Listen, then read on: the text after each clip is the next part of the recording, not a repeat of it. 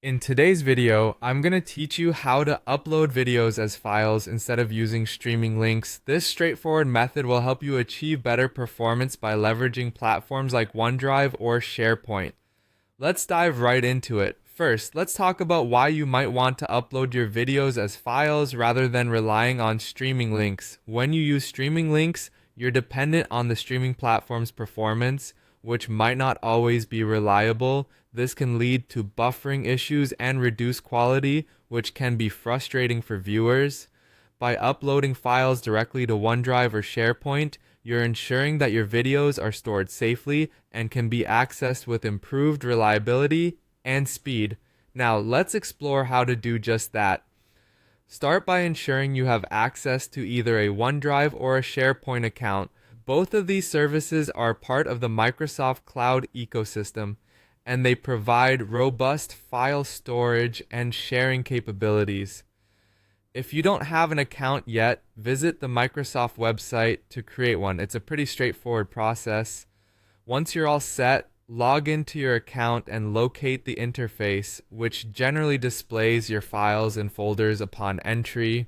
Once you're in, prepare your video files for uploading. It's always a good idea to organize your files beforehand so you know exactly what you'll be uploading and where you'd like to store it within OneDrive or SharePoint for easy access later.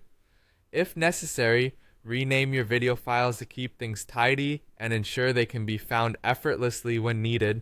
Next, find the upload option on the platform. Typically, this option is conveniently located at the top of your screen. Click on it and you'll be prompted to choose between uploading files or entire folders. Since you're focusing on video files, select Files. This action will open a dialog box that allows you to navigate your device and select the files you wish to upload. Take the time here to look for your prepared video files. Once you've selected your files, click the Open button in the dialog box to begin the upload process.